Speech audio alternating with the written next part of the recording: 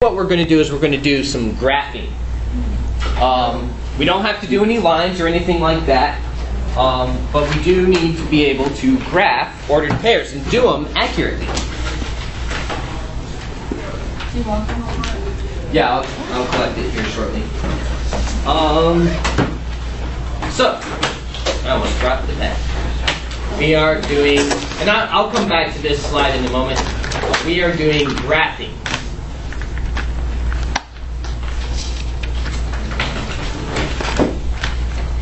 So there are plenty of things that we need to know for this. The first thing being is what the coordinate plane is. This is section 1-9. So the coordinate plane is also called the Cartesian plane. And I don't know how to spell Cartesian. I think it's an I-A-N, Cartesian. Cartesian plane. But basically, all that is this thing. You know, you saw probably a bunch at the end of last year. At least you should have. And then we have an x-axis and a y-axis. And please label them like that. This is positive x. I don't want the x over here because over here it's negative. In y-axis. So these are positive values of x, like 1, 2, 3, 4. And these are positive values of y, going up. Up, that should be 3 and the 4. And then if I go down, see this is the origin right here, the center. Let's draw an arrow there. Center. That's our origin. It's the center. It's the point. 0, 0. We'll talk about what I mean right there. That these would be negatives, we count down. Same thing over here. We count down negative y's. When you're graphing, you do need to label your graph, have your x, have your y, have the arrows at the end of the axes, and you also should number.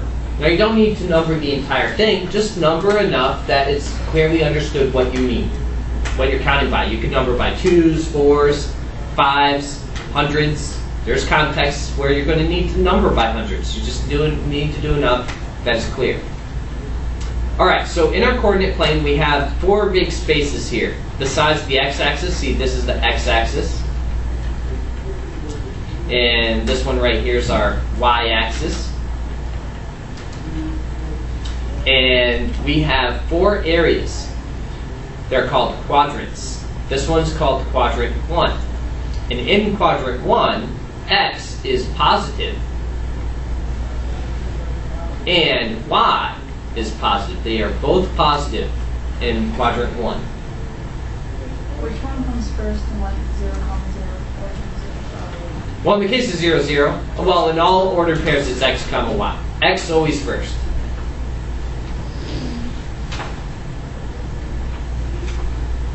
Then y, then z, then t, then whatever, u, whatever. But x, y, z. X, y, z. X, y for now. No 3 dimensions yet. You get it, you're off. Next year, 3 dimensions. Your favorite. We live in a 3-dimensional world, right? Okay, so quadrant 1. Now we have quadrant 2. And notice our x's are negative. And our y's are still positive. So quadrant 1, it's like we go counterclockwise. Like we read going this way.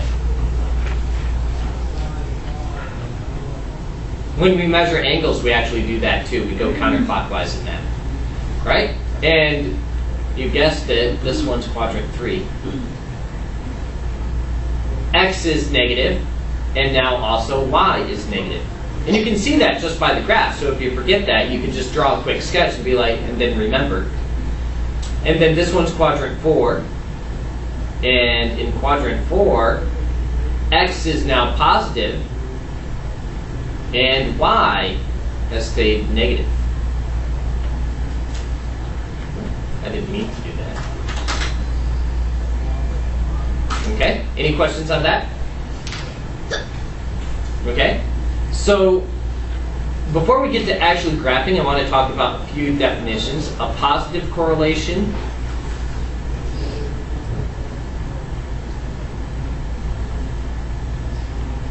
a negative correlation,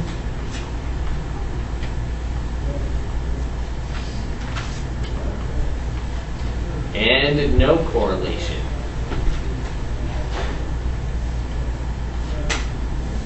So on my graph for a positive correlation, I'm generally going to have my plots of dots going up. Like they might be random and dispersed, but they generally are increasing like that. You might not even have, you wouldn't even have an arrow there, but they're generally going up.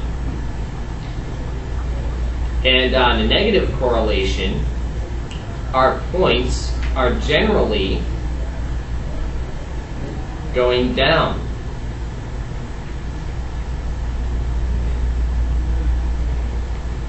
So they look like they're going down. And if there's no correlation of my data, like when you measure things in science, you don't get perfect things like you do in math class. That's not reality.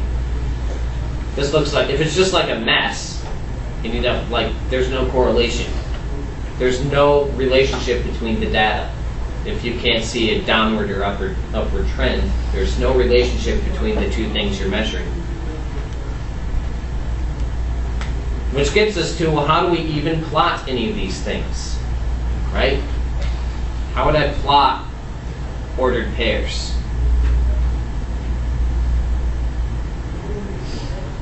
Ordered pair. So we've written it a couple times already, but that's our x comma y, right? X is our left, right, and y is our up, down. So we're going to find our x and then we'll find our y. When we get to graphing lines, you don't want to get confused, because when we were graphing lines, did you do that last year, pre-algebra, graph a line? And you had like change in y over change in x, and you had to go like up a certain amount and right a certain amount. Yeah. When we do slope, see the confusing thing with slope is you actually deal with the y first, and then the x. But when you're graphing ordered pairs, it's x first, then y. So don't, get heads up, don't be a bonobo. All right, so let's go back to this graph. So this is our origin, 0, 0. And here's our x, and here's our y. Let's graph a couple ordered pairs. So let's graph point A. Let's say point A is -3, 4. And actually, I know that you probably don't have graph paper. That's fine. And don't feel like you have to get all of this right now. I really would prefer you right now, as I'm graphing these, to pay attention to how I'm doing it, so that we don't make silly mistakes. So we have x comma y. So I have -3, 4. So that means I'm going to go left on my x-axis 3 units, and up on my y-axis 4 units. And so this is point A, -3, 4.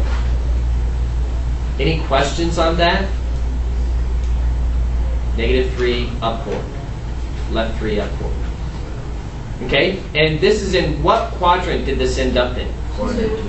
Quadrant 2. Good job. So let's do point B. Let's say I had point B is 0, -5. So how much do I go over on my x-axis? None. None. Can I erase these arrows? I won't put the arrows unless we get confused. So I go over none, and then what? Down 5. 1, 2, 1, 2, 3, 4, 5. Now, let's be careful on our counting.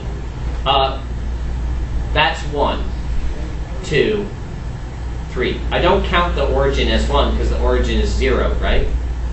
Does that make sense? Mm-hmm. So this is point B, our 0, -5. And what quadrant is that in? Quadrant 4. Quadrant 5? There isn't 5 quadrants. But that's a trick question. It's between 2 quadrants, right? It's between quadrant 3, and it's between quadrant 3 and 4. It's actually on the y-axis, right? It's right on the y-axis. We might even say it's on the negative y-axis because it's down below. Let's do point C. Let's say point C is 2, 0. So where would that be? Well, first let's graph it. So from the origin I go Left. Right. right 2, because it's a positive 2. Positive x is over here, and up none. So that's the point 2, 0. And that's not in any quadrant either. That's on the x-axis. All right, point D. Let's say point D is -1, -3. What do I do, Kaylee? You go down 1. Careful. This is x. Always deal with x first. So I go left 1, down 3. X first. So this is point D.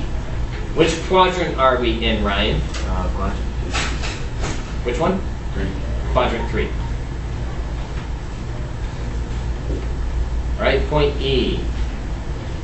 Let's say point E is 2, -5. What should we do?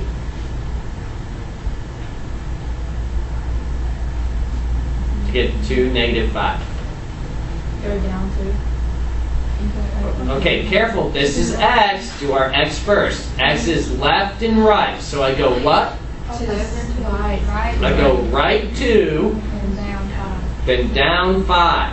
So point E is right there. Let's try point F. Point F, let's be, is -3, -1. What do I do for that one? Left 3. Left 3, Go. down 1. Point F. Okay, that's all we're doing today. But